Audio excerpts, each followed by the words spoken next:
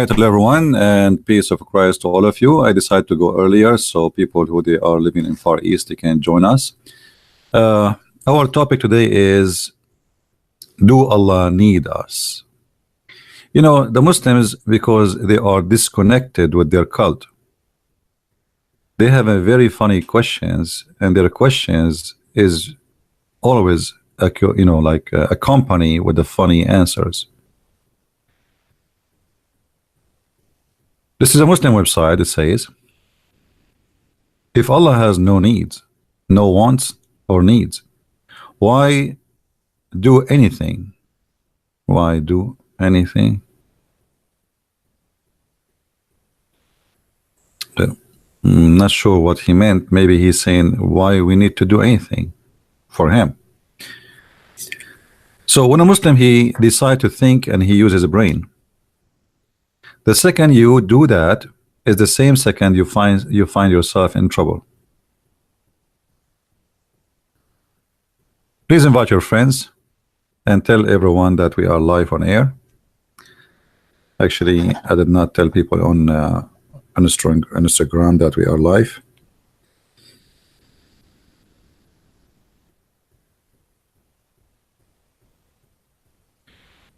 All right.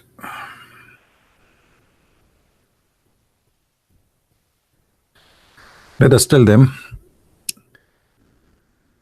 All right, everyone. Peace of Christ to all of you. We are live on air. If you'd like to join us, does Allah has needs?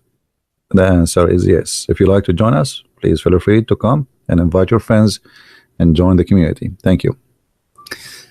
All right, we post that in Instagram so people will know we are here.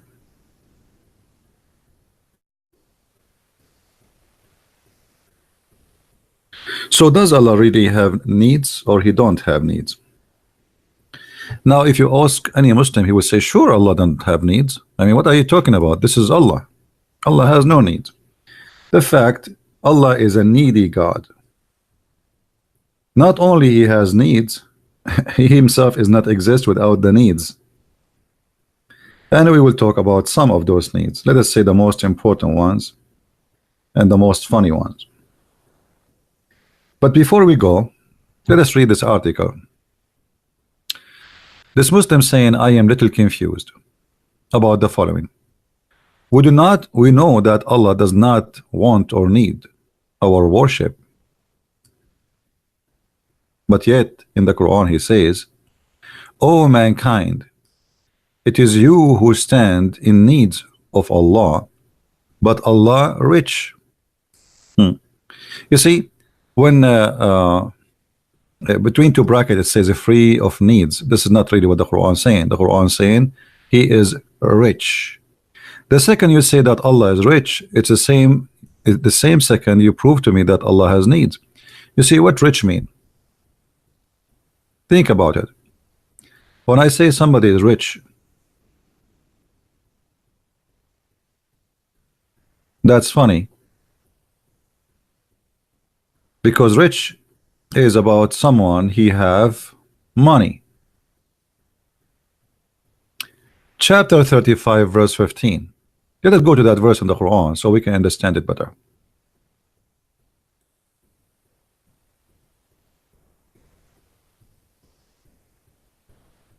All right,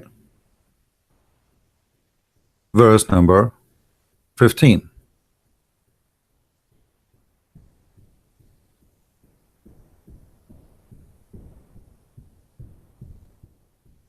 O mankind, you are poor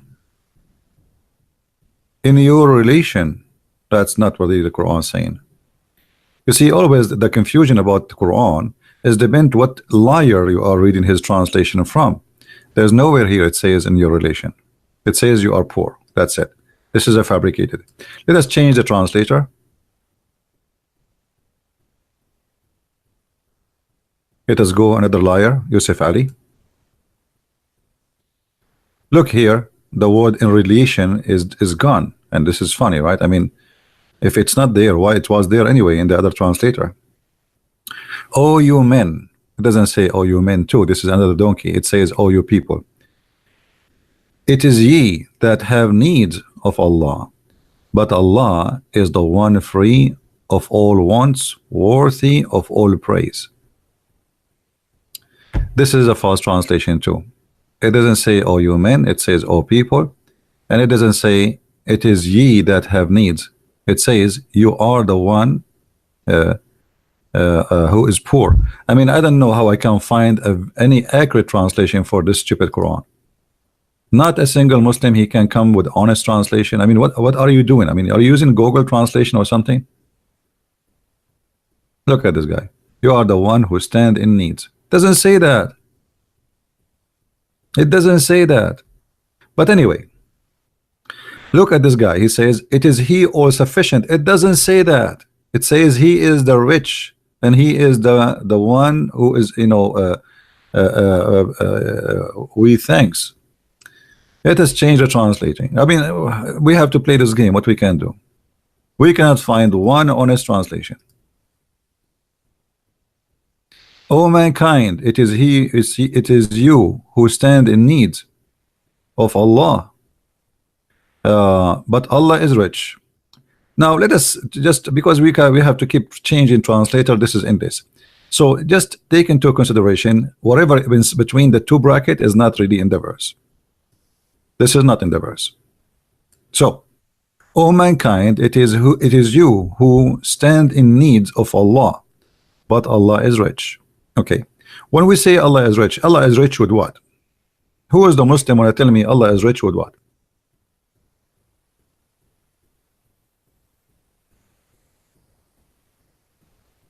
Anyone knows? Allah is rich with what? When I say I am rich,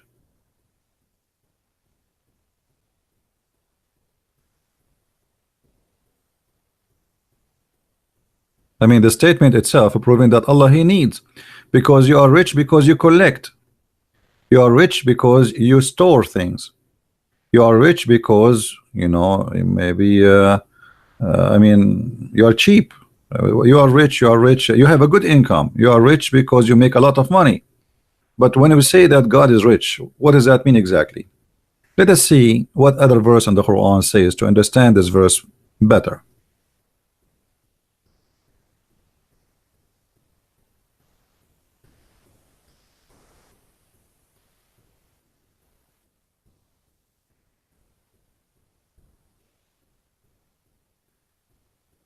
Chapter 5, verse number 64. The Jews, they made fun of Allah, saying he have nothing to spend. He have nothing to spend, and he can do nothing. Look how Muhammad he answered them. The Jews say Allah hands is fettered. Their hands are fettered, and they are accursed for saying nay. Okay, I mean, hold on. So somebody is saying, look at this God. This God, he's saying, okay, the Jews, they say my hand is holding, they cannot spend, they cannot provide anything. I'm no one. It is their hand who is not spending. What is that?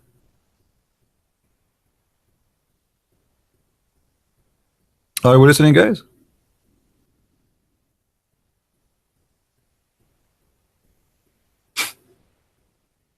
Change the translator just for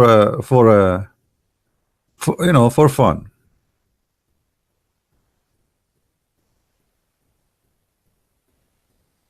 The Jews says Allah hands is tied up. Be their hands tied up, and they are accursed. What is that? It's like two women from all generations. They are fighting over the rope for the laundry. Your laundry rope is not good. My laundry rope is longer. What is that? This is God? The Jews, they accuse Allah that he can do nothing. Prove to them that he can do, not by saying, no, your hand is okay, you are God, do something. Show them that your hand is not tied up. You know what I mean? You're God, do something. I mean, what is this verse for? This is the response? A verse? Okay, thank you. Now let us show you that Allah he had needs. The Jews, when they say that about Allah, they have all the right to say so. Allah, he beg for money. Chapter 2, verse number 2, 4, 5. Who is the one who will give Allah a goodly loan? How you can give Allah a goodly loan? I thought Allah has no needs. So the first thing we found that Allah is bankrupt.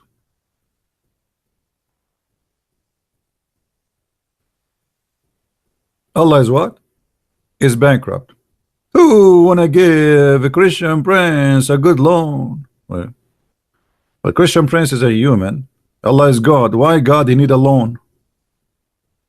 And what the loan we're talking about? It's money. And if you give me a good loan, I will give you increase your credit. Nice to meet you, Mr. Loan. Let us see different verse. Chapter 57, verse number 11. Allah is really depressed. He's asking for money. Who is he that he will lend into Allah a goodly loan? Please, please, please, that he may double it for him, and his may be rich reward. Well, you Muslims, you give us headache that Allah has no needs, and your Allah is the beggar in the street asking for a loan. Who wanna give us a loan? If you remember Mimi Hijab, when he had a debate with David Wood, less than 2 hours after the debate, he made a video saying, "Who wanna give Allah a goodly loan?" He was begging people so to send donation. He said to himself, "Oh, the Muslim now they are happy. They thought the Muslims they have a victory.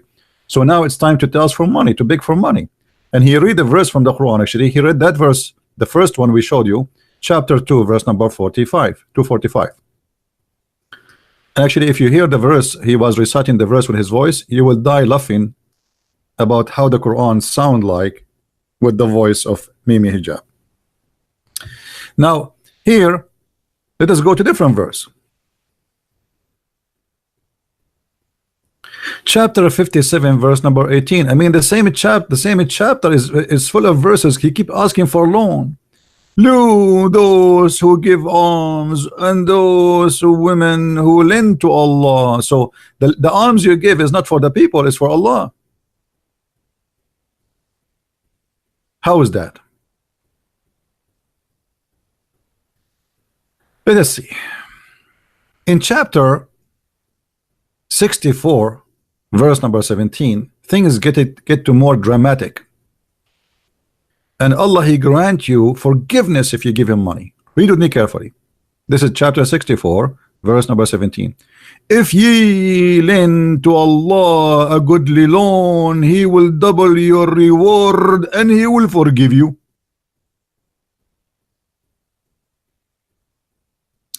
Now we have a brother. He just gave me a goodly loan. Let me show you the goodly loan. This brother, you know, I'm really thankful for those who help us. But here, our brother here, he gave me a goodly loan of $20. So if I am Allah, I will say to him, I forgive your sin because you gave me a goodly loan. I am Allah. If you give me another $20, I am Allah. I will double your forgiveness. If you give me $5, I will make your forgiveness so-so. If you make it $100, I will forgive you for the coming year. I mean, have you ever heard of a God like this? Isn't it obvious that this is a scam? Since when we can bribe God? We give God money and he is supposed to, if we give him money, he forgive us?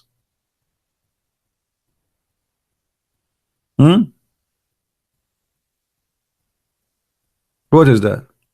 So they give us speeches that Allah he has no needs, but as you see, Allah not only in need, Allah is in a trouble need. This guy, he is suffering from badly bankruptcy mentality. He think he is homeless.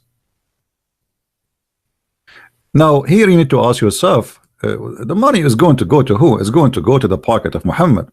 But Muhammad, he claimed that he is not the one. I mean, this is for Allah. Come on, you're not giving it to me, you're giving it to Allah. I mean, I'm just a pocket of Allah. So one of the needs proven in the Quran that Allah have needs is money. And yes, the Jews did not lie when they say that the hands of Allah are tied up. They are tied up in many ways. So number one, Allah has no money to the point he beg for money. Number two, Allah has no miracles, which means he have no ability. I will give you an example. The Christians believe, and I am a Christian, that Mary, she gave birth to Jesus and she is a virgin.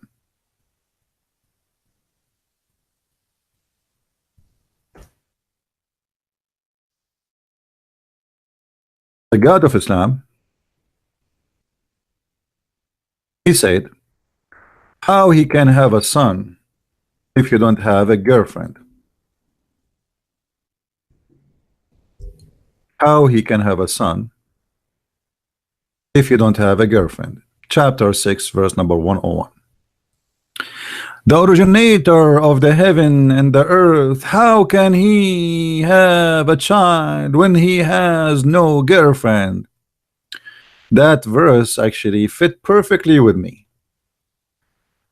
Christian Prince, how can he have a child when he has no girlfriend? So how you say to Allah, you say to us that Allah has no needs, but he is speaking about his bad luck, that he cannot have a son unless he have a girlfriend. So that proving that the Jews, when they say that the hands of Allah is tied up, it's true. It is tied up. Why? Because as you see, Allah cannot do anything without help of somebody else. In this case, he need a woman who have a female gender private part, and then after he had sex with her, maybe she will give him a baby.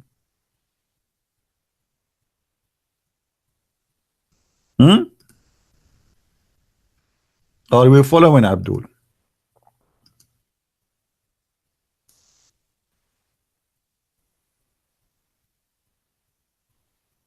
Allah in needs of a female in order to accomplish what the God of the Christian can accomplish without a female. You see, here you notice this is a God speaking, but look like he is a normal man, and that is Muhammad, the fabricator. For God is almighty, he do not need a female to have what he want to have. He do not need anyone to accomplish anything. So how you say to us that Allah is all rich and he do not need anything, but we find that his richness is stupid and it's a lie. He beg for money all over the Quran, and then he cannot have a son without having a girlfriend. What else? The God of Islam, he cannot punish us.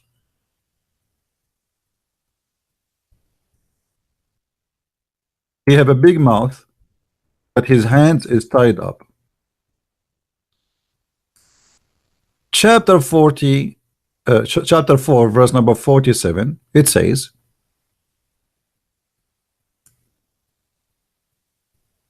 "O Christians and Jews, believe in one we send to thee," which means to you, "before we destroy and erase your faces." The translation is not accurate, really. It says here, "Before we erase your faces, and we will make her upside down," which means your nose will go inside your head, your eyes will be gone, and your mouth will be tied up by stitches, like the same as you see in a horror movie. "And or we curse them the same as we curse those who they are broken the Saturday." Now here, some people, they might say, "Oh, this doesn't say that. I mean, this is your Christian Prince interpretation." So let us see one of the biggest Abdul interpretation. Abdul knew better. You know that. Who knows better than the Abdul? Nobody. They are my favorite. Chapter 4, verse number Okay. Read carefully with me, Abdul. Your God, Allah, is badly in, he is, we should send him to the body shop. I think he have an accident. Look at this, because this is a statement said by somebody. Obviously he have a bad accident and he lost his mind. Oh, you have given the scriptures, which mean the Christian and the Jews, believe in what we have revealed, the Quran, confirming that what is with you. How the Muslim they say to us that the Bible is corrupt, and the verse here says confirming what is with you. Let it go, let it go. Of the Torah, what Torah? It says the people of the book. It's mean Christian and Jews only, not only Jews. We obliterate faces, erasing the eyes, the noses, and the eyebrows in them, and turn them inside out, and make them like naps of the neck of a flat plate.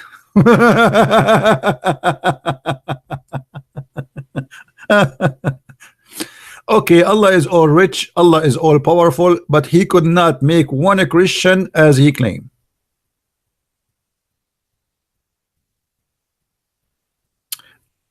Let me help you. What does that mean exactly? I'm very good in art, right? I mean, all of you know already.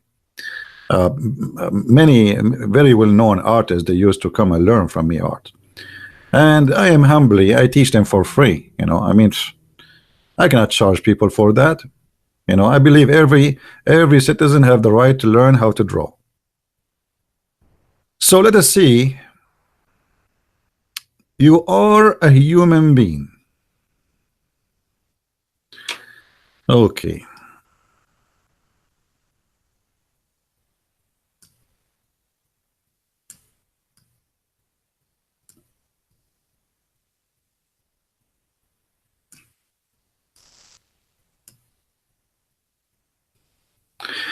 And you have a nose, look like a truck, and you have a mouth.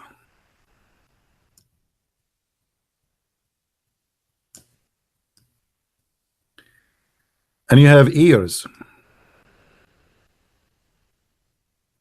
And this is your hair, in case you don't like the style of brother Sam Shamoun.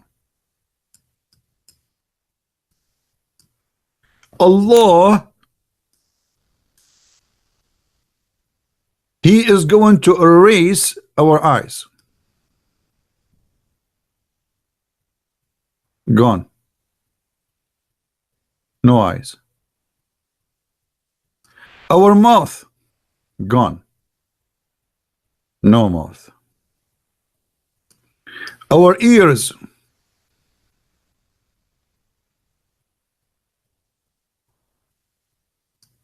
and don't forget our nose will be gone too, and will be facing the inside, not outside out. So it's going to be like this. This is how Allah will make your nose after the adjust. Your nose will go like this inside your head. So this is what Allah he threatened to do.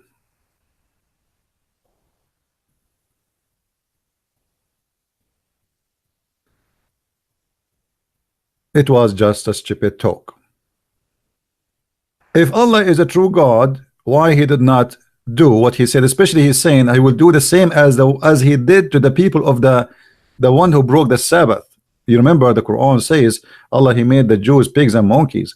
So this is not about judgment day, this is now, because already he made the Jews supposedly pigs and monkeys, which is stupid story. I mean, who in the world want to believe in such a garbage? So Allah, he have a need here, and the need is to scare the hell of you so you can believe in him. But obviously, because he is weak, he cannot do what he claimed to do. So he needed to scare you. He needed to make you worry.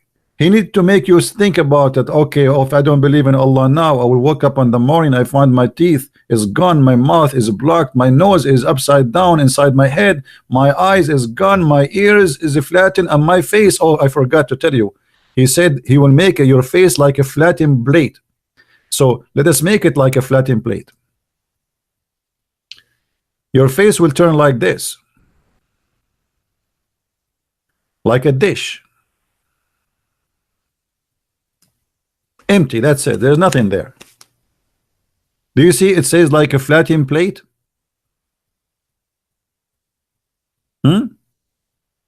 He will make them like naps of the necks, a flat plate.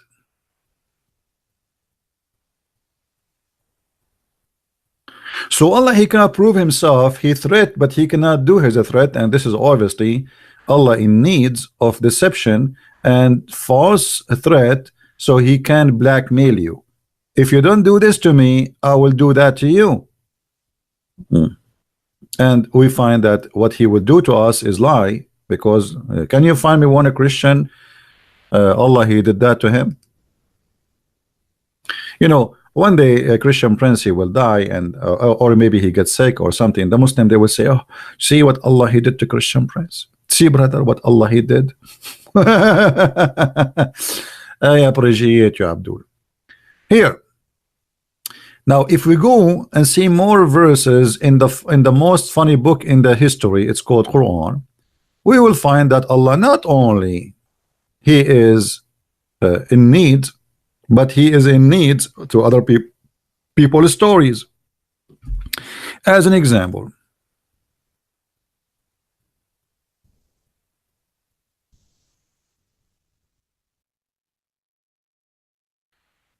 chapter 18, verse number 22.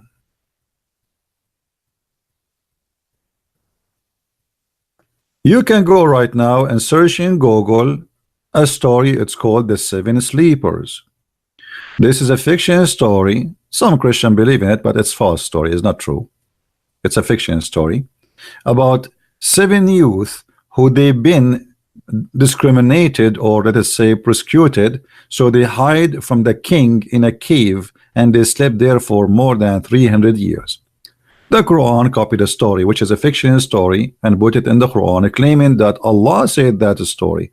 But this is story, we know the writer, we know the author, we know it's written, we know what language is written in, and this is nothing but a fiction story. And Muhammad, he is in need, which means Allah, he is in need of a fabricated story to make a story of it. But look here how funny Allah is. Don't ask me about different things now, guys, until I finish my topic. Some they will say, I mean, look at this logic, guys. I mean, the Quran is the most funny book ever. You see, when you do not know the answer, what do you do? What do you say? Some they say, and some they say, but you never say the answer. Look, some they will say they are 3 and their dog is 4th. What? What? Some they say they are 3 and their dog is the 4th. And some they say they are 5 and their dog is 6. Hold on. Don't you notice you jump something? What about some they say they are 4? Oh, because he said they are their dog number 4. That's funny. You see, he missed a number here, right? The second number he should say. Some they say they are 4 and their dog is number 5, but Muhammad, he made a mistake. And some they say that they are 7 and their dog is 8. Oh, what the heck of this? Say, oh Muhammad, my Lord is best aware of their number. So all this drama to say nobody knows save Allah. What about you tell us the number? Some they say they are 2 and their dog is number 3. Some they say they are 3 and their dog is number 4. Some they say they are 4 and their dog is number 5. And some they say they are 6 and their dog is number 7. And some they say, let us continue until tomorrow. And then after that we say, Allah knows best, brother.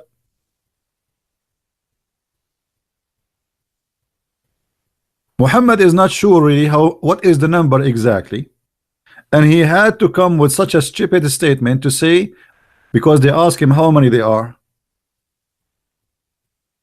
How many they are, Muhammad? So what is the answer? What is the answer?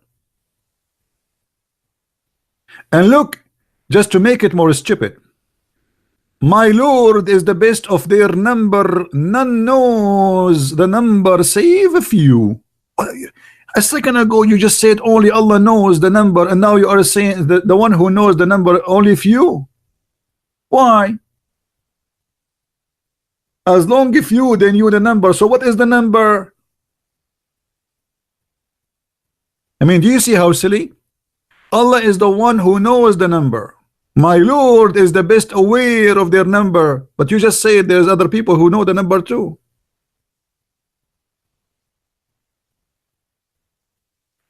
So Allah in needs of his stories, and he need to know the numbers, and the only way to avoid answering the numbers is to say Allah knows best about their numbers, and few people knows, like Christian friends.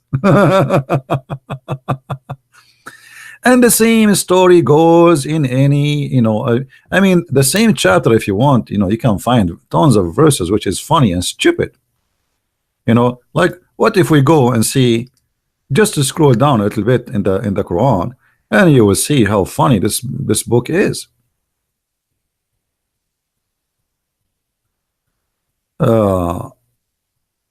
As an example here, the story of Adam and how Allah he ordered the angels to prostrate to Adam. I mean, what a funny story. He copied from those who they are called Sabian. A group of them, they believe in that.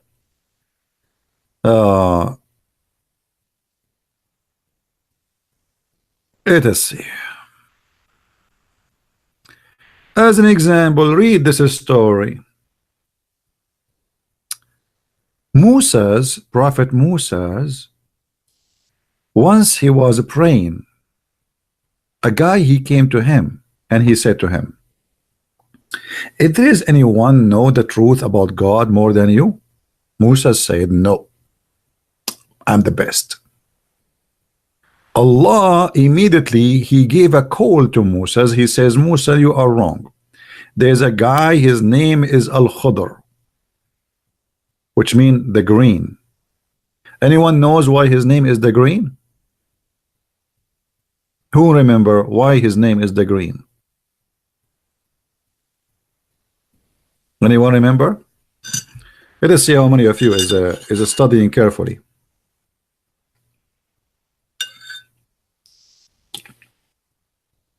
Sparky, please don't ask me about a question have nothing to do with my topic. If we finish this, you can ask me the question you want.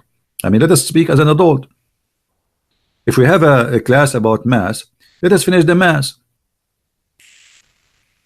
I see your question. You keep repeating the same question. So why he was called Al-Khudr? No, I'm not eating actually. I have coffee. So what? Not coffee. Cocoa. And I mix it with a coconut shred. So why his name is Al-Khudr?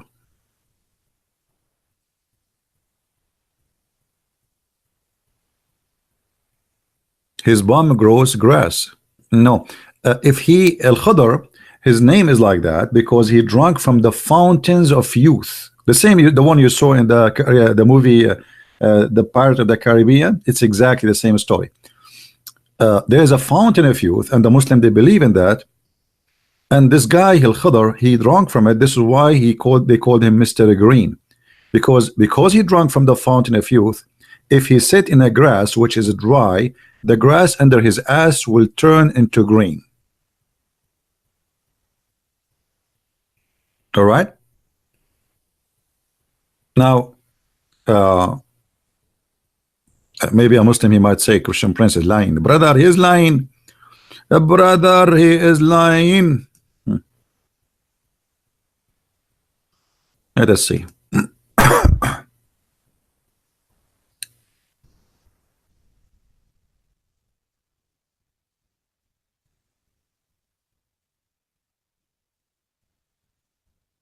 All right.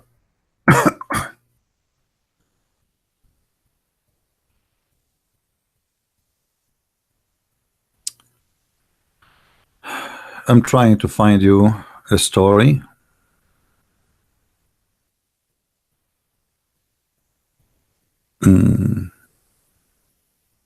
Here we go.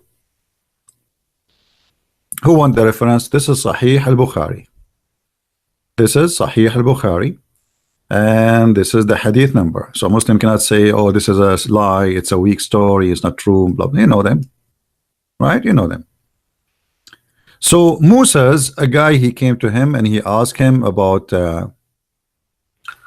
if he is the best one who knows, and Allah told him no, there's a guy, his name is Al-Khadr.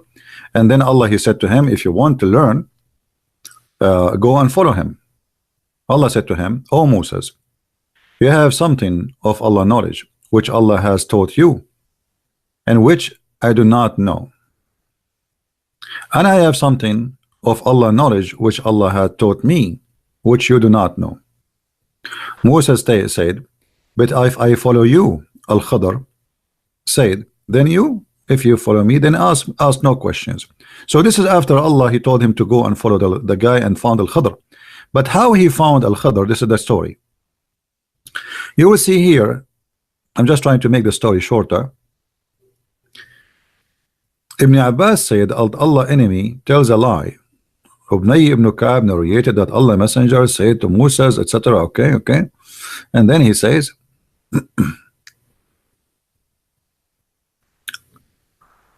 who is the most learned person among the people? Moses replied, I am the most learned. Allah then admonished Moses, and he said to him, don't say that you are the most knowledgeable person about me. There's a guy who learned more than you. Yes, one of our slaves at the junctions of the two seas is more learned than you. Allah saying that. Moses said, oh my Allah, how I can meet him? Allah said, take a fish. Brother and sister, Allah said after Moses asked him how I can meet the fifth person who is very learned, Allah said to him, take a fish with you in a basket, and whenever the fish lost, follow it and it will find him in that place. What? How we can find Al-Khadr is not there's no map, there's no GPS. No, Allah is more high tech. Take a fish with you. Take what? Take a fish, and by the way, it's not a fish, it's a whale. But anyway, and suppose it's a dead one. So take a fish with you. It's a dead fish. So how you can lose the fish? Later you will see. So take a fish with you, brother, in the basket, and whenever the fish is lost, follow it. How you can follow the fish? It's dead. Which means you will follow him, and the fish will lead you to his place. So Moses set out along with his attendant Yeshua ibn Nun. Even the servant, his name Yeshua ibn Nun. Nun, if you remember, Nun is the name of the whale. Nun is a whale. And it's a whale. The Aramaic language, it's a whale, Nun. And they carried with them a fish till they reached a rock and rested there. Moses put his head down and slept. Sufyan, the sub-narrator, said, somebody other than Omar said that at the rock there was a water spring called Al-Hayat. What Al-Hayat mean? The life. There's a spring, it's called the spring of life. It's a water spring, the water of life. And none come and touch it, on touch with that water, but become alive. Now, by the way, this is a true story, because I died many times. This is a true story, by the way. A brother and sister, I know a very authentic story about a person. He died many times. His name is the Christian Prince, and each time he died, they put the water of life on the top of him, and he come back to life, and may Allah curse him.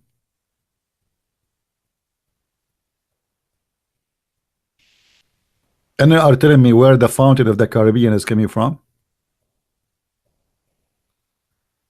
So some of the water that spring fell over the fish. Look at Allah trick. I mean, Allah, he can do everything. Allah is not in need. Allah, he cannot make the fish come to life except he have to use a magical water. It's called the fountain of youth. How you say to me Allah is rich? Who is the one who made this fountain of youth? Is that a witch? Harry Potter? I turn my head up and down. I turn it around, and all I can see a fountain of life around me. I touched the water, I became a green, and right now my name is Mr. Green. If you don't believe me. I mean, that's amazing, my friend. That's so beautiful. So some of the water fell over the fish, and you can imagine the second the water fell over the fish start like you know, she's coming back to life. She opened her eyes and she looked around her, and bingo, she is alive again. And the fish, she said, I cannot believe it, I cannot believe it. I want to say the shahada, ashhadu an la ilaha illallah wa anna water of life is the one who bring me to life.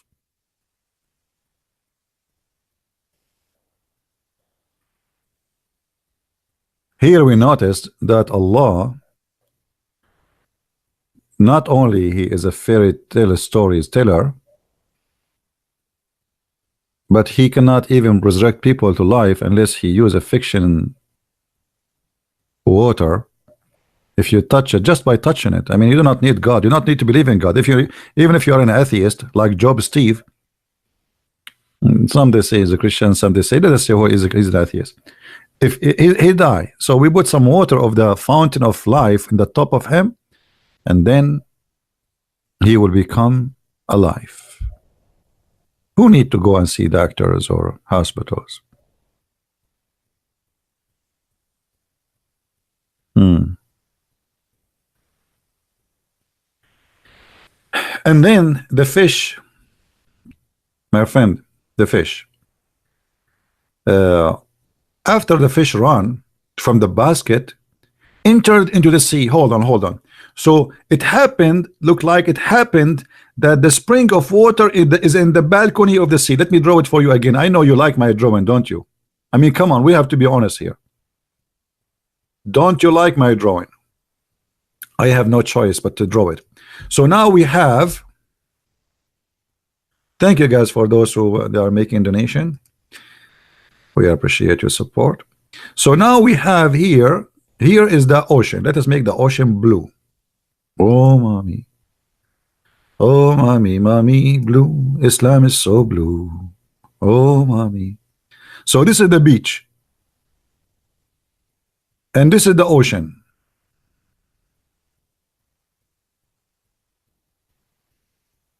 The ocean here, brother. This is the ocean. Now the fish, obviously it was laying down. It was an orange fish, by the way. The fish was here in the basket.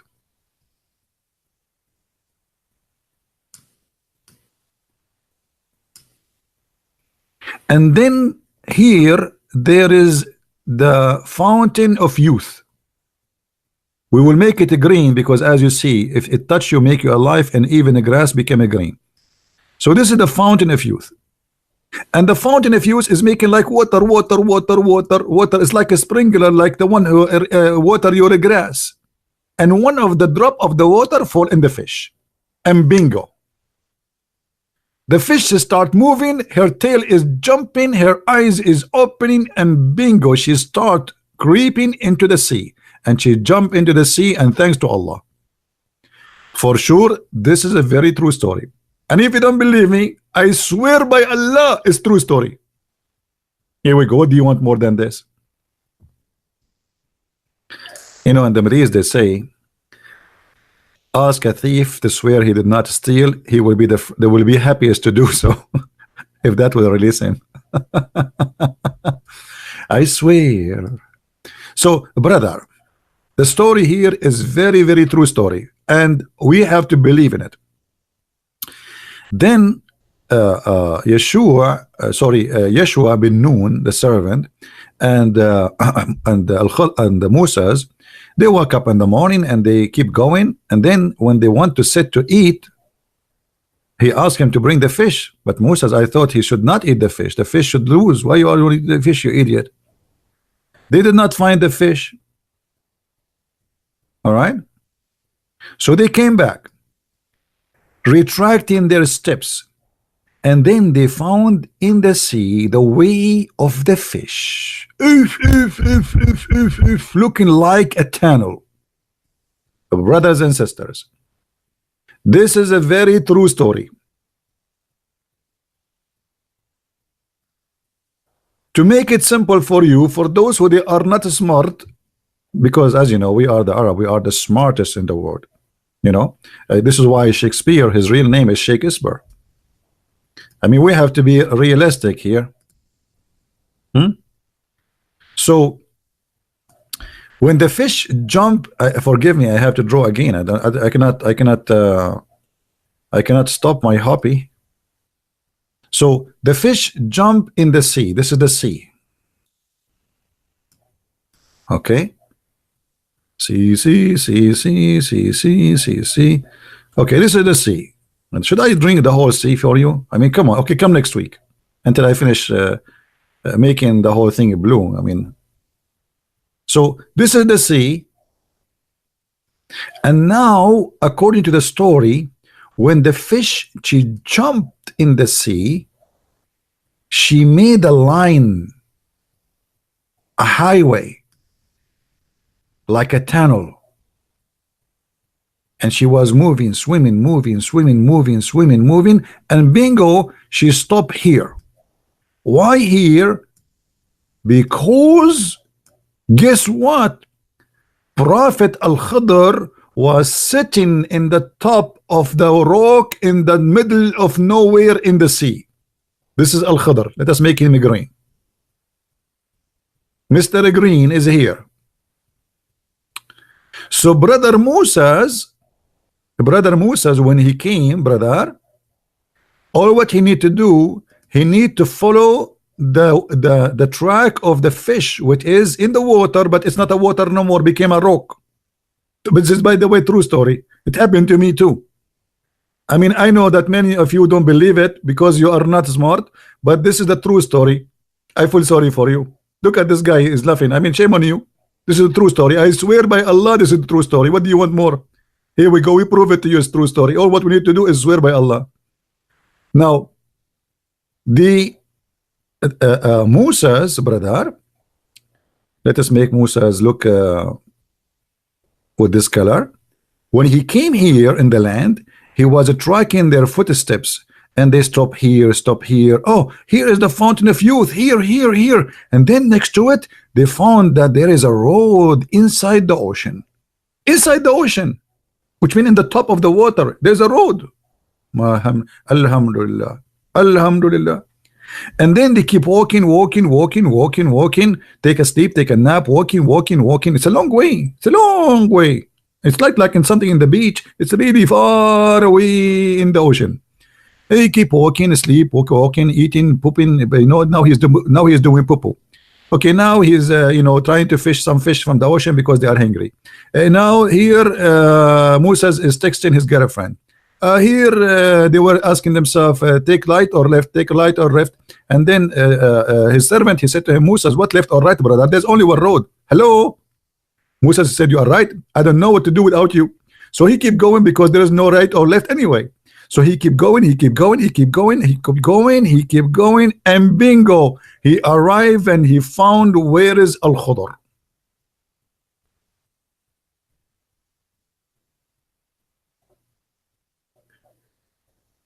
And you are telling me that Allah has no needs? Allah needs in such a stupid story to make himself Allah.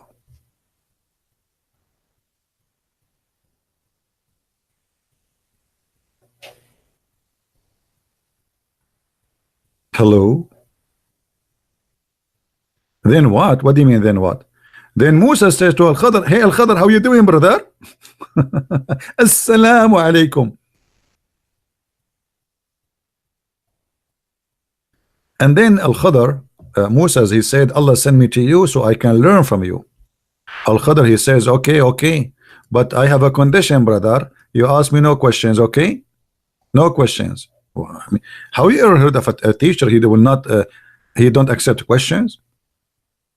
So when there was an astonishing event of his attendant, again, they found the tunnel of the fish, and then they reached the rock.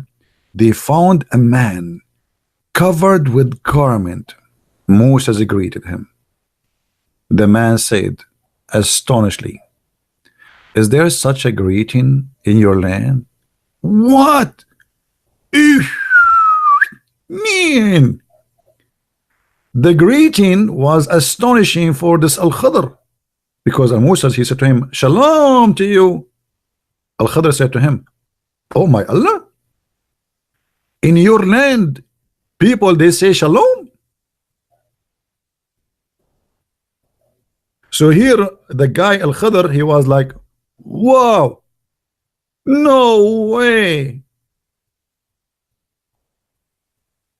And I mean, put yourself in the shoe of Mr. Green.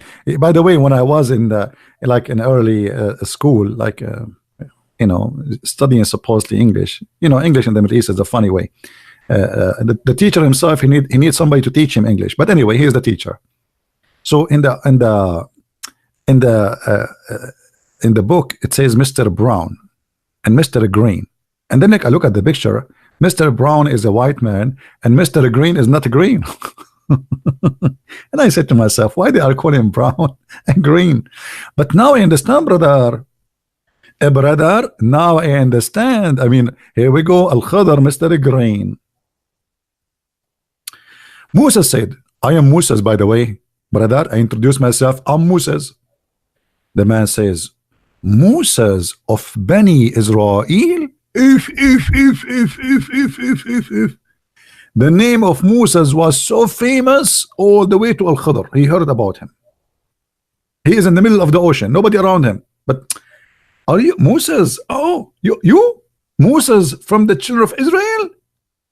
Moses said, yes, and added, may I follow you so you teach me something of the knowledge which have you been taught? And here chapter 18 verse number 66.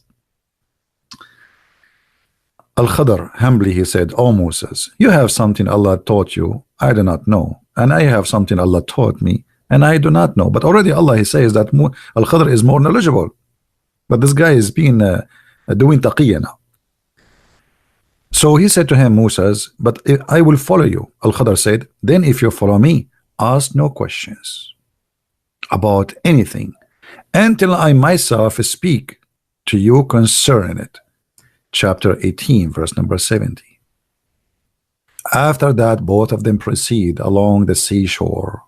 I mean, the story there is stupid, and you know, you can read it, but here you will find something very funny.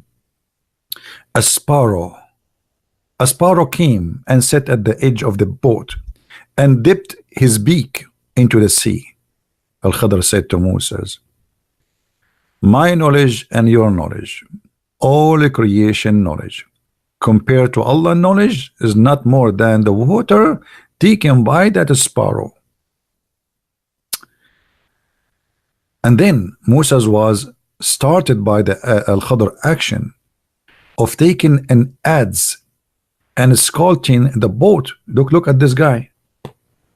Al-Khadr, he took a boat, and now he took like a sharp knife, or you know, and he started digging a hole in the boat. Moses, he could not believe it. They are going in the boat with people. You know, there's people who they are like and here you notice the story. I mean, how they found the boat. I mean, suddenly he was in a rock in the middle of the sea, and suddenly there's a boat and there's people. Ask no questions. And then he started digging in the boat. Moses, he could not believe it. What are you doing, man? You are making a hole in the boat. We will drown. Moses, Khadr said to him, I said to you, ask no questions. And later, Al-Khadr told him why. Because there is a pirate is going to come and if he see that there's a hole in the boat, he will not take it. But now we will die.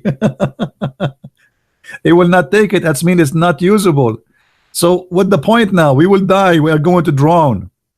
I mean, the wisdom is beyond imagination. Anyway, I will leave the link for you in the chat, so you can read it by yourself, because the story will become more hilarious. We need to focus a little bit more in the topic.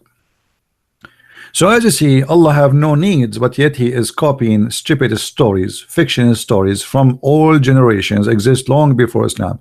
If you go and read the story of a person, his name Gilgamesh or Gilgamesh, you will find that the story of Gilgamesh include the fountain of life, the guy who went to look for fountain of life, the secret of life, etc. So Muhammad is nothing but a thief, and his God not only in need, he is in need even of fictions to make himself God.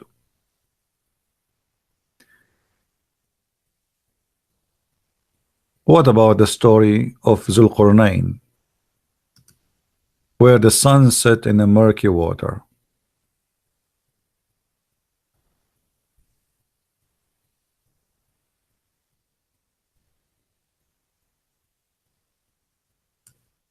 Allah needed Zulqarnain to make himself sound like a god.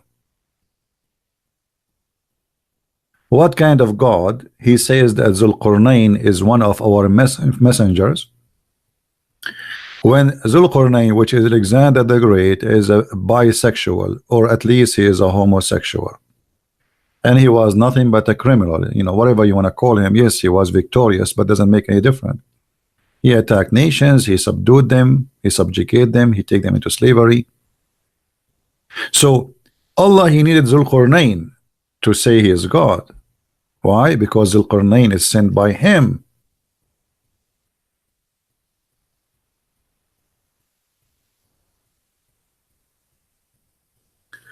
And then we found that Allah, he is in needs to go to school. Allah in the Quran, he says, Zulqarnain, he follow a highway, a road, till when he reached the sitting place of the sun. Since when the sun have sitting place? The Muslim, they try to lie to you. They say, oh, this is how Zulqarnain he thought. No, read carefully. Allah is talking. Read carefully. They will ask thee of Zulqarnain, say, I shall recite into you remembrance of him. Who's talking? Allah. Lo, we made a strong in the land and gave him into everything a road. So Allah blessed him, and he followed a road which Allah he gave him till he reached the sitting place of the sun. So Allah is acknowledging now there's a place where the sun set, and then he says, and he found it, the sun sitting in the murky water. The Muslim, they try to lie to you and says this is how it appeared to Zulqarnain. That's easy to get them busted with, because Muhammad, as usual, he cannot keep his mouth shut. So Muhammad, he said, narrated by Abu Dharr, he said, I was sitting behind the messenger of Allah, SAWFMOOOWS, Mercedes-Benz, who was riding a donkey while the sun setting. He asked, do you know where this is set? Guys, close your eyes. Please close your eyes. Imagine you are behind the Prophet of Allah.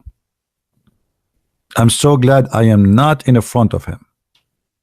Behind is more safe and secure.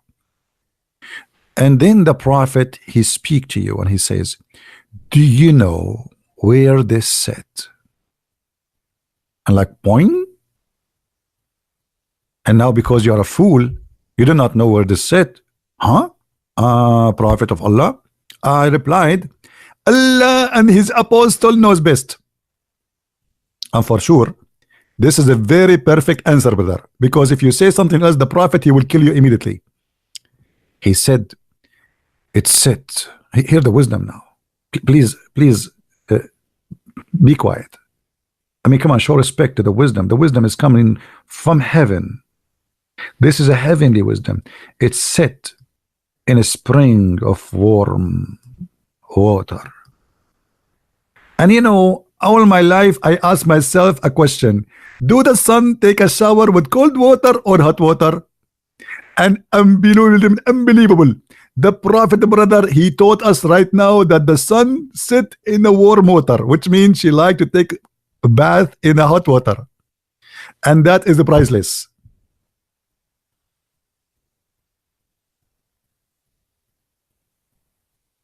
So Allah, he claimed that he taught Muhammad a knowledge, proving his story in the Quran in chapter 18 about Zulqarnain. Yet he is believing that the sun set in the murky water, as many generations long before Islam they used to believe in such a garbage.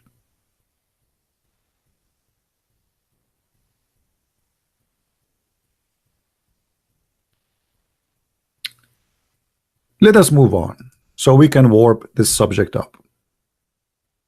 What about Allah? He cannot fight his enemies.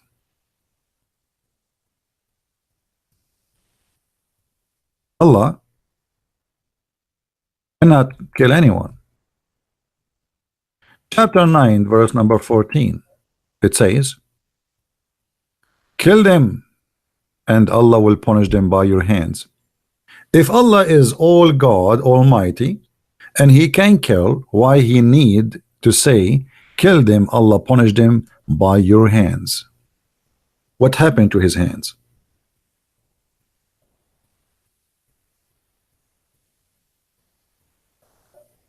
Allah, he need your hands to kill me as a Christian.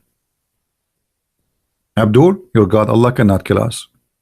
He need you to kill us, for he is not Almighty God. This is Muhammad fabricating a verse saying Allah, he said that. Well, Allah, if you don't want that, I mean, he don't want us to be exist. He just, don't you Muslim, you say if Allah wants something to happen, he say be, and it was. So Allah, he cannot kill unless he used some fool to kill. Even we hear ISIS and Al-Qaeda repeating a verse.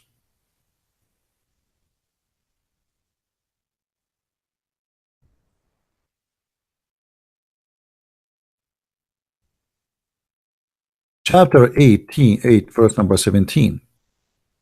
It is not you who slew them, it was Allah. So Allah, because he is in this ability, yet he claimed it is him who killed them.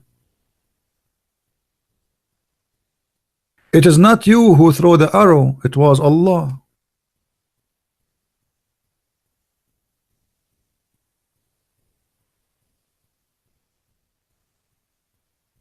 Allah is a disabled God. He cannot kill. It is not you who throw the arrow, it's Allah who throw the arrow. But all of us, we knew that this is garbage.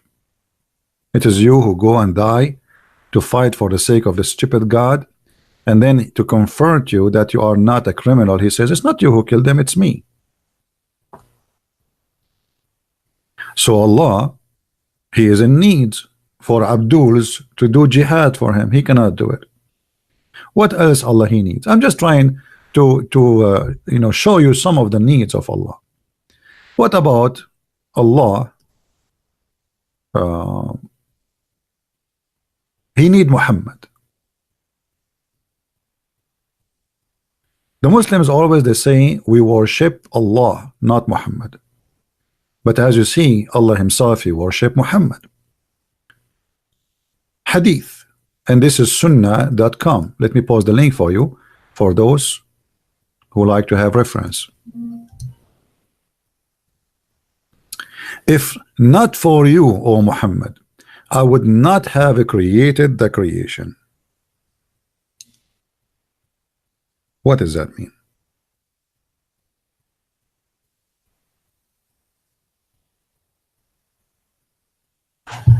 Allah without Muhammad is nothing. Allah without Muhammad is bored. Allah without Muhammad have no desire to live or to create. Allah without Muhammad is not even worthy. Allah without Muhammad will not be known. How we will know Allah if he did not create us? So why Allah he created everything? because of Muhammad. لولاك ما خلقت الأفلاك. What do the respected ulama, which mean the scholars of the religion and Sharia, says about this hadith? Which book this hadith, etc.? The answer. Read carefully the answer. This is not my answer. This is the Abdul answer. Indeed, brother. The Prophet of Allah, Allah pray on him and salute him, is the reason for the creation of Adam alayhi salam and the universe. If the Prophet of Allah was not to exist, then the Arsh, which means the chair of Allah, the Lawh, which is the book of Allah, and the Qalam, which means the pen of Allah, the sky, the earth, the heaven, the hell, the trees, the stones, and all other creatures would not exist. Are you telling me that even Christian Prince will not be exist? How horrible.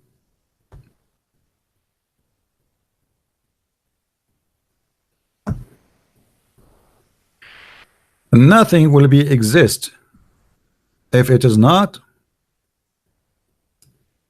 Allah.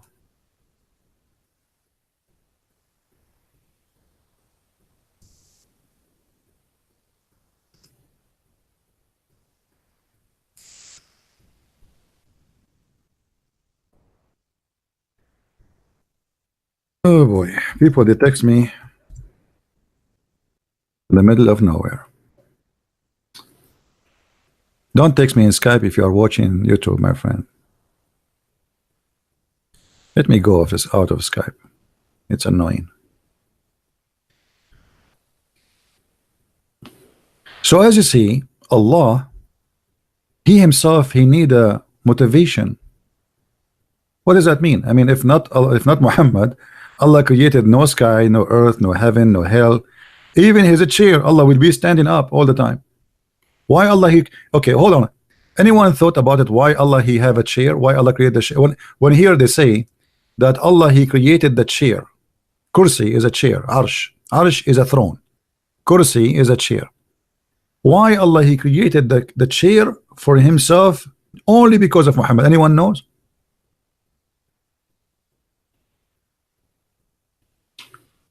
Anyone knows?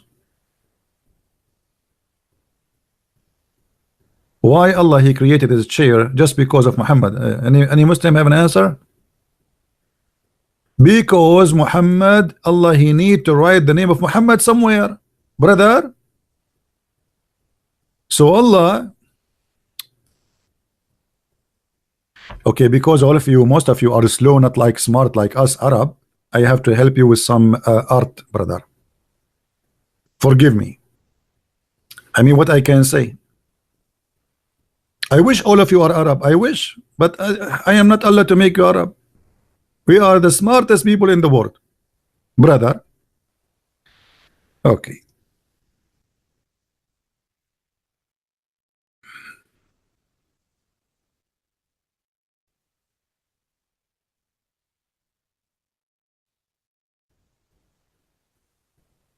We are trying to find you something.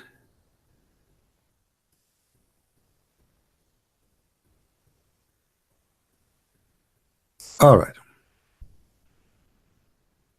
Hey, brother, this is the chair of Allah, brother.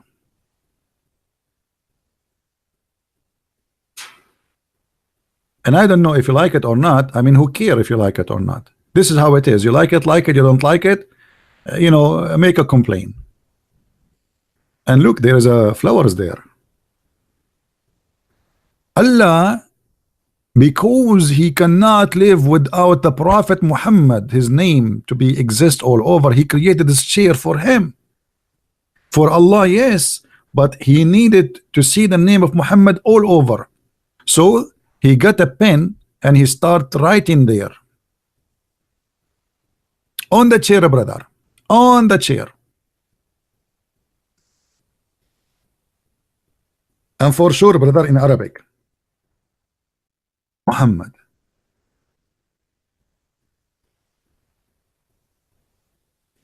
Muhammad.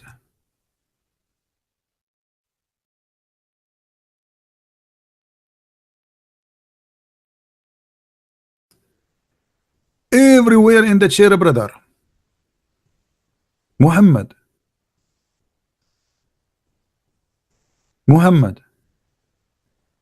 I mean, brother, you name it. Allah spent millions of years writing the name of Muhammad, brother. Muhammad.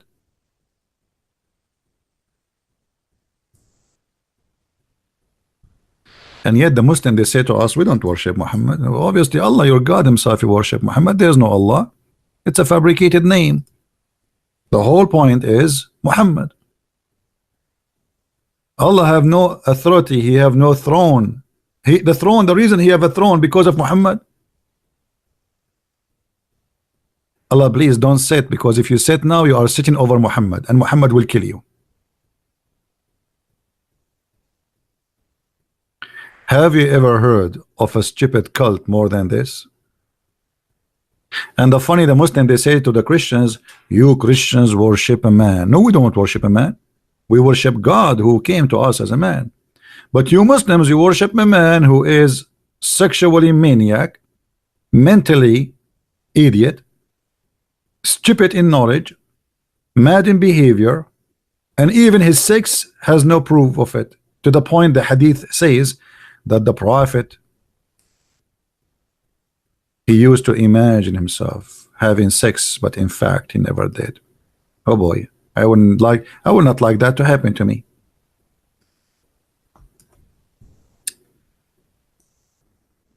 Imagine you get married, you have 13 wives, and they are waiting for you in the bedroom. Some of them have panties and some without panties, and they are so excited because you are very handsome, brother, like Muhammad. Prophet Muhammad was very handsome. Even his underarm was very white. The white supremacist religion. The Prophet continued for such a period of time, imagining that he had bang with his wife, but in fact he was not doing that. So what he was doing, Abdul? He was imagining what then? I mean, what happened? I mean, I understand he have no witnesses when he went to the heaven. He have no witnesses when he went to Jerusalem. He have no witnesses for anything. But even sex, there's no witnesses. I never heard of such a thing. I mean, sex with the wife, at least there was a wife there having a witness. Even that, it turned to be false.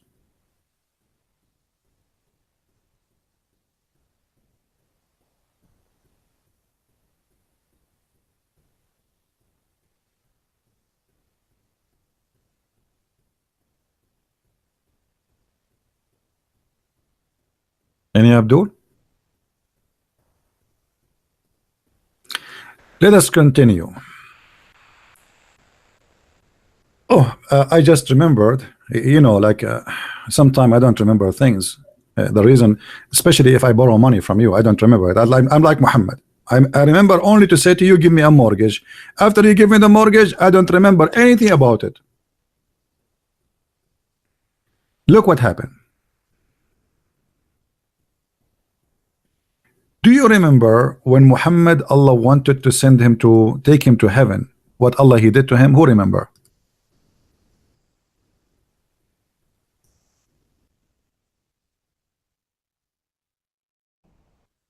Anyone remember?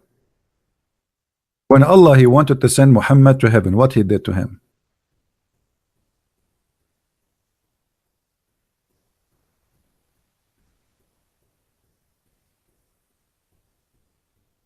Allah he need to make a plastic surgery for the breast and the chest of Muhammad. He sent 3 angels, brother. One of them is Jibreel. And then they came to Muhammad and they lay him next beside the well of Zamzam. Zam. It sounds like Chinese sometime.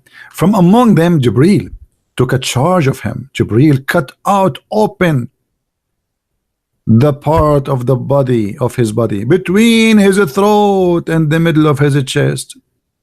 In different hadith it says all the way to his testicles. And he, brother, took all the material in his chest. the abode and he washed it with Zamzam water. Hold on. Allah want to take Muhammad to heaven. Allah do not need anything. Why Allah need to make a surgery for his prophet in order to take him to heaven? And now he is using water to wash the material. What is the material there? Are you serious? Allah, he used water to wash the material in the chest of the prophet?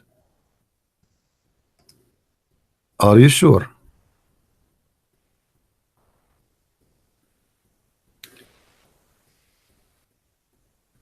To help you to understand the story, because of most of you are not smart like us Arab, I have to use some drawing.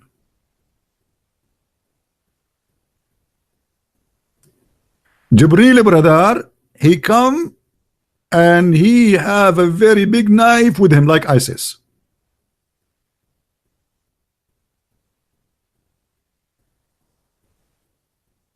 And then brother, Jibril brother, he put Muhammad next to the water of Zamzam and he cut wide open his chest and he start taking the material from his belly. And then he put it in Zamzam water. And then after he washed it, he put it back. And then, brother, surprise, surprise, Allah do not need anything, brother. Allah, he can do anything by saying be, but he needed to install wisdom in the chest of the prophet. Have you ever heard of a God he installed wisdoms in dishes? If you don't believe me, read the story. It says, after he washed it with his own hands with the water of Zamzam, he cleansed the inside of his body, like the body of Muhammad looked like was very awful, you know, garbage, you know, plastic, you know, Allah knows what the prophet was swallowing at that time. And then a golden tray containing gold bowl full of belief and wisdom was brought, and Jibreel stuffed it in his chest and his throat blood vessels. Okay, hold on. Allah do not need anything. Why Allah he needed to do a surgery for his prophet to take him to heaven? And since when wisdom and faith they come in dishes?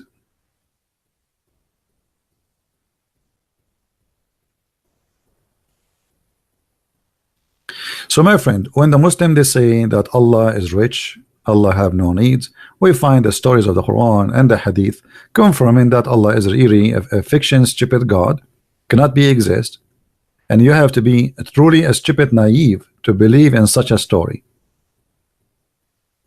How they say to Allah, say to us that Allah, if you want something, he say be is going to be, yet he cannot say to Muhammad, okay, have a clean chest. And what a clean chest mean? I mean, what does that mean? Muhammad was filthy, dirty. What does that mean? Inside him there's a sewage. What exactly they wash inside? I mean, well, this is stupid. And then what? They install a dish of wisdom and faith in his chest. Who is a city when I believe in such a garbage?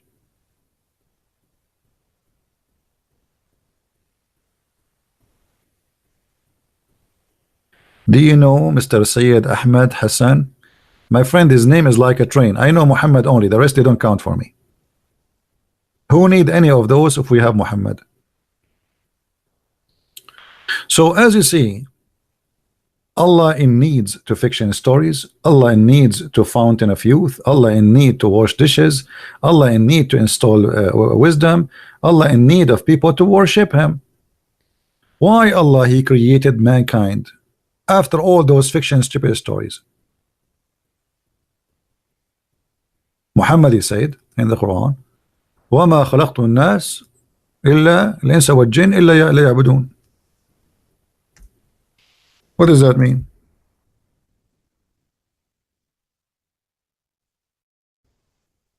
I created not mankind except to worship me. So Allah he need to be worshipped. That's the only reason.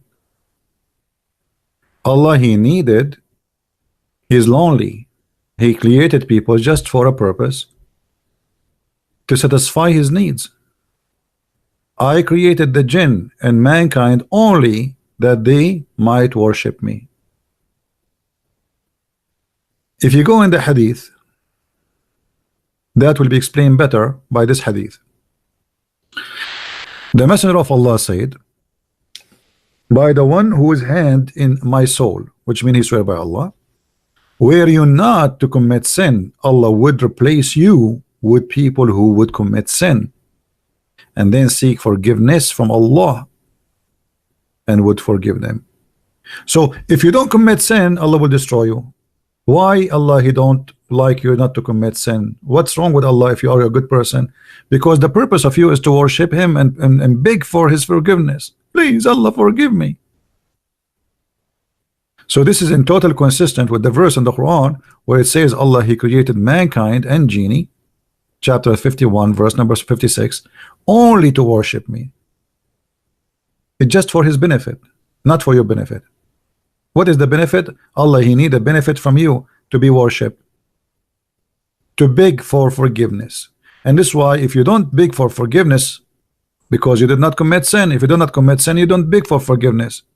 And then Allah, what he would do for you, there's no need for you. So begging for forgiveness is the way Allah, he wants you to be. He have a need. He like to hear people saying, please, please, please, we need you. That is a mental illness. He's not creating you because he like you, not because he's good to you, not because he's a nice God, but because he needed your worship and begging.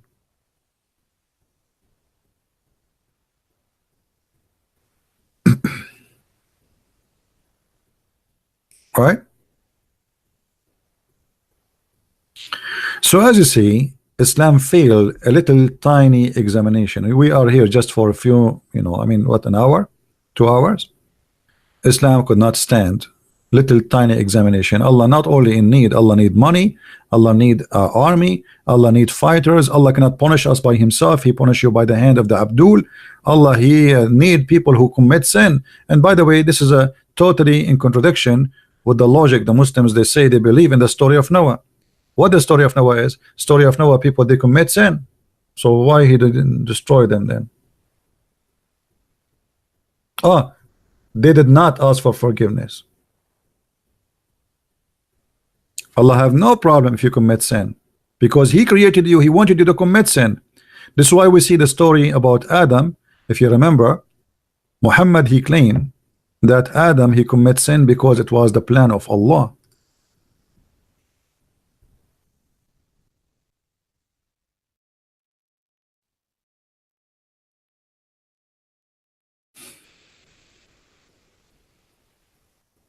Do you see it? 40 years before Adam was created, Allah, he wrote his destiny. So even the sin of Adam was a plan of Allah, because he want him and his offspring to commit sin, so they will beg him for forgiveness. Do you blame me for a sin which Allah, I should do? It's decreed by Allah. I should do. It's not a choice. I should do. Do you see it? Funny, stupid story. So my friend, I want to say thank you for all those who join us today. Thank you for those who support us with donation. Thank you for those who download the video, share it around. And for those who speak Spanish, soon, very soon, and maybe in 72 hours from now, my first translated book into Spanish will be out on Amazon. So if you are a person who speaks Spanish, please tell your friends about the book. And this is the cover as you see in the screen. And those who speak French, please help us to tell the people about the French book, because most of the people who listen to me are English speaking people. So very few they knew about the French book. If you speak French, please tell your friends. And for sure, we have our books in German, which has become very well known in Germany. And we have in Swedish, we have in Dutch, and God is willing, we will have in all languages of the world. So what we share with you here is little of a lot, and if you like to learn more, we have the books to give you a reference to be handies. Now remember, the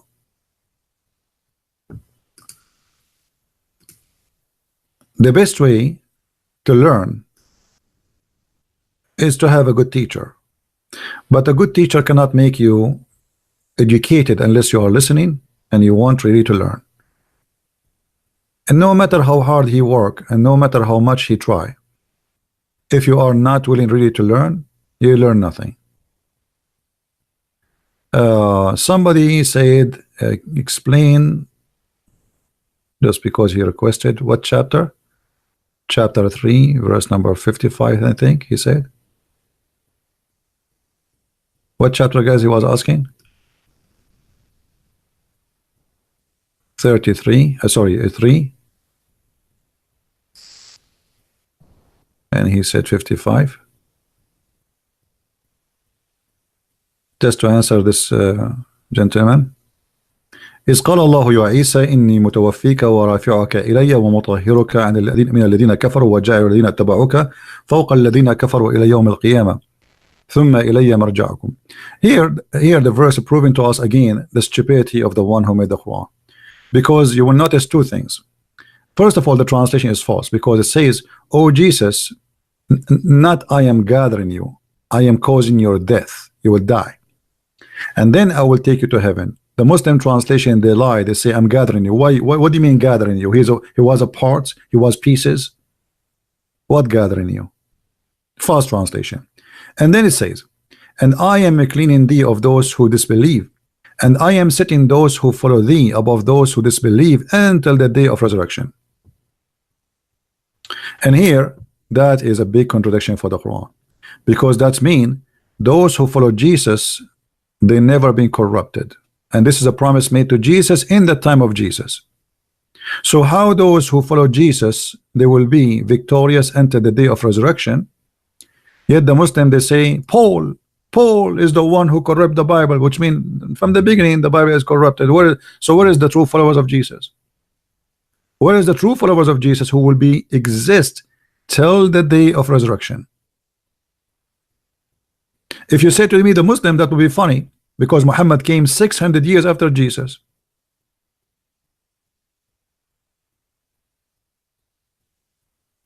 Right? A Muslim saying I'm a big liar. Okay, you can say that as you wish, but you cannot prove me to be a liar. It's your prophet who lied when he said there's a flying carpet. Who is a liar? It's your prophet who promised you endless penis, big ass 1 mile. It's your prophet who promised you 70 years orgasm. All of this is not a lie for you, and me reading your verse in the Quran make me a liar? That's funny. You don't dare to call me. It's a potato. Oh, there's no screen. Sorry, guys. There's no screen. Forgive me. There's no screen. All right. Yeah. As you see here in the screen, let's read it again. It says, and remember when Allah said, "Oh Jesus, I am gathering thee." It doesn't say that in Arabic. It says inni mutawaffika, which means causing your death. Warafi'uka ilay, and then I will take you up to me. This is a false translation. And then here it says, and cleansing thee from those who disbelieve, and I am setting those who follow thee above those who disbelieve until the day of resurrection. That means the true Christians will be always victorious, and there's no false Christianity will be exist. And that is a contradiction for all what the Muslims they say to us, proven from their book that we are the victorious since the time of Jesus until the day of resurrection. So where is the Christians who follow Jesus? If you say those are the Muslims, that's can't be true, because this is about Allah promising Jesus in the time of Jesus. The Muslims are not following Jesus. They don't have a book. It's called the Book of Jesus to follow Jesus. They are following a guy. His name is Muhammad. Believing in Jesus does not make you follow Jesus. Secondly, is speaking about from the time of Jesus until the day of resurrection, which means including the period of 600 years before Muhammad show up. So why they lie and they say Paul corrupted Christianity?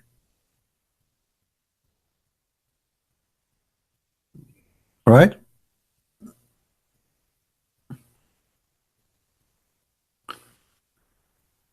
Someone saying we must forgive, we must love. Yes, my friend, we forgive and we love, but we don't love hate, and we don't love the devil, and we don't love Antichrist, and we don't love those who, you know, let us say, there are certain names we cannot love them. Can you love Muhammad, who deceived millions of people, billions of people? Can you love the devil? Can you forgive the devil? So let us not to take a Christianity quotation out of its meaning. Loving your enemy does not mean having sex with the enemy. It's mean you tell him the truth.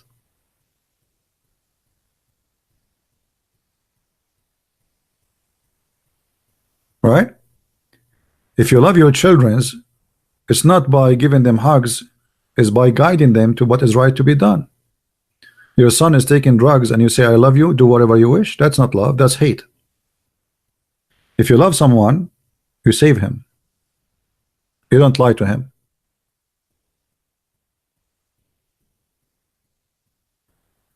Say pray. What? Hold on. But Allah says SAWT, pray Jesus according to Shamoun. I don't know what they mean.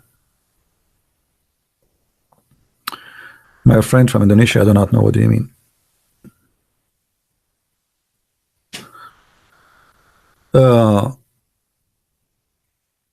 Another question before we go. A person, he asked me that the Muslims in Indonesia, they ask him about the Song of Songs or the Song of Solomon. My friend, it's a song. It's written by a king, not by God.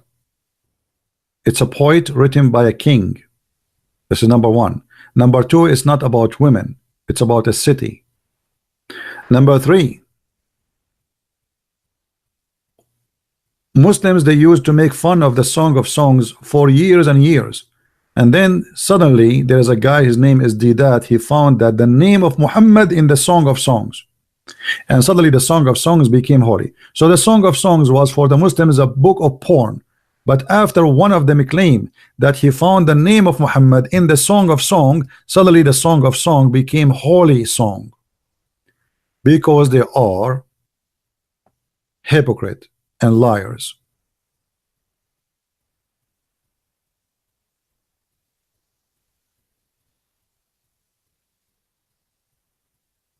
Right?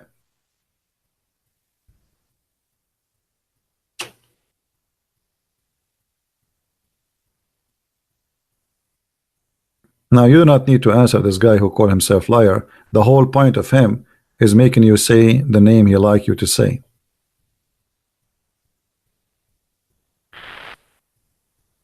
Muslims, they have no ability to answer. Everything the Muslims they claim is proven to be false from their book, not from any book else. I do not need any book. A Muslim, he says to me, oh Jerusalem, oh Israel is the land of the Arab. Since when? Even your God Allah never mentioned that. Even your God Allah, he says this is the land of the Jews in chapter 5 verse number 21.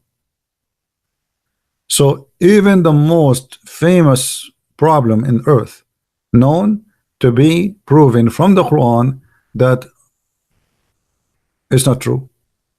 This is the land of the Jews. Even the book of Allah, the book of the kuffar, the book of the pagans who kiss black stones, prove that Jerusalem and Israel is the land of the Jews. And anyone he says something else, he's a Muslim, he's a hypocrite.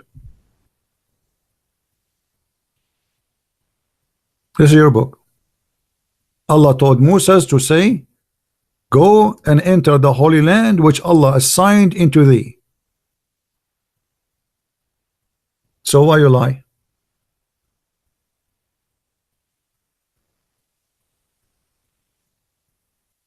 You name it.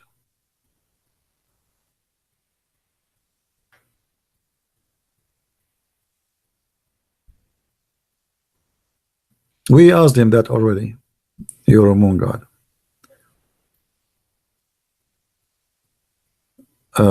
Are you accepting my challenge? What is your challenge, Ben? Why you don't call me? You want to call me Ben? Do you like to call me? I like to accept a change when they are hot. Do you like to call me? Or you are a person who make a challenge in the mirror?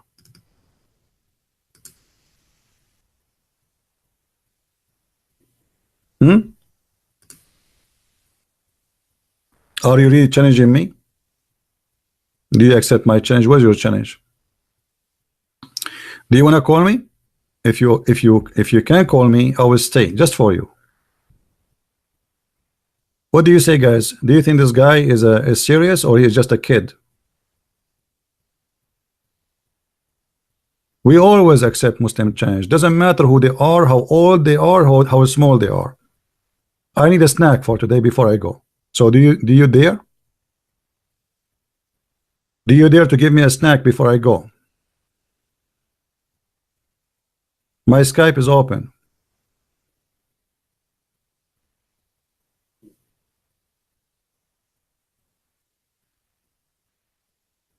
All of us, we need a snack. You are our snack for today. Call me. Be a man.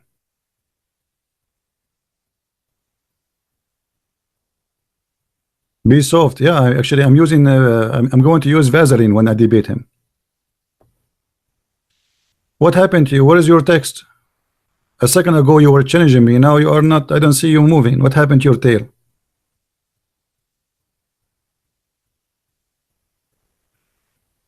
Maybe he said that he was saying to himself, I hope Christian Prince will not notice, so I will go to my girlfriend and see what happened. I told the Christian Prince I challenge you.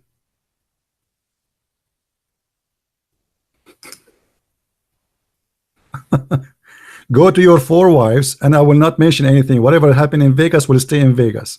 Okay, brother, go to your 4 wives and tell them I challenge Christian Prince, and the coward, he ran away from me. Who are you? Don't you see your big scholars? They are running away like cats. I don't even dare to challenge myself. I will lose. Once I debated myself in the mirror, I lost. I was so upset I broke the mirror. So what happened? Even your text is not working. What happened to this guy? He's dead now. He's playing dead. Somebody sprinkled the water from the fountain of youth over him. Anyway, guys, I want to say thank you for being here. May the Lord bless you. And until we see you soon again. If I can go again on air today, I will go. If not, I hope by tomorrow, God is willing. And until we see you again, Christ is Lord, Islam is false. And thank you very much for being here. Take care.